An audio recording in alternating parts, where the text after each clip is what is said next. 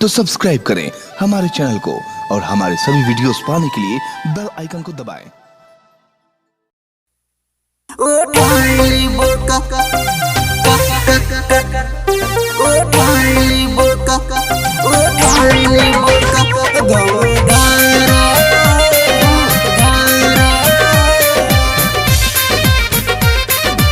सपना recording studio Rawatganj.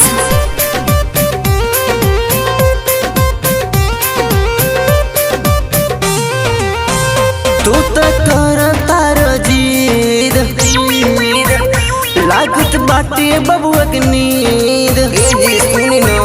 तू तो करता जिद लागत बाटे बबुआ के नींद। झक झोरा में बबुआ जगाई देबो का ए जी छोड़ी ना। झक झोरा में बबुआ जगाई देबो का हटी ना। गम धर हे राजा फिर आइबू, गम धर हे राजा फिर आइबू। कुलो माजा बहिने उठाई लेबो का। गम धर हे राजा फिर आइबू, कुलो माजा बहिने उठाई लेबो का। गम धर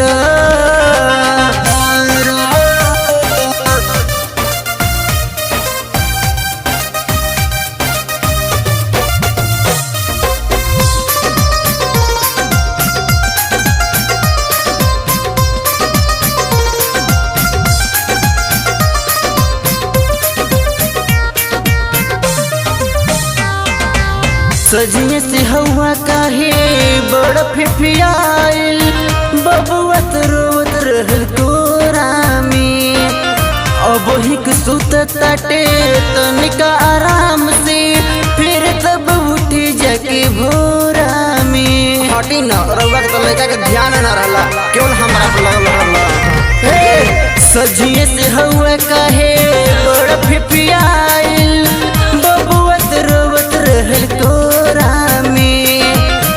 अब हिक सुत ताटे तनिका आराम से, फिर तब उठी जाके भोरा में। थकी झोरा में बबुआ रोवाई देबो का। खिची ताने में बबुआ रोवाई देबो का। गम धर हे राजा फिर आइबू, गम धर हे राजा फिर आइबू।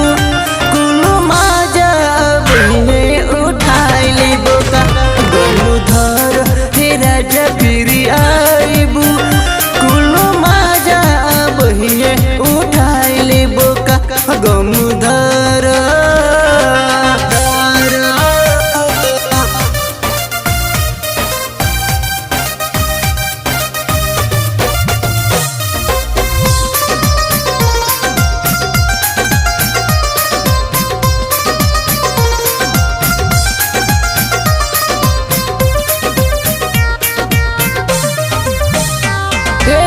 राजा राजेश तनी कर बर्दाश्त हो।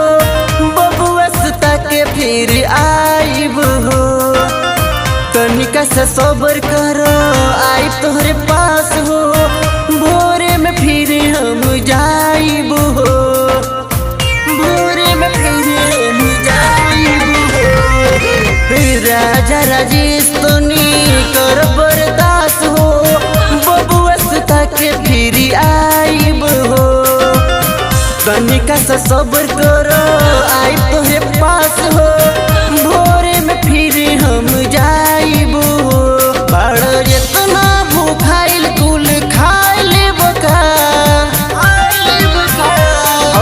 इतना भूखाइल कुल खाई लेबो का।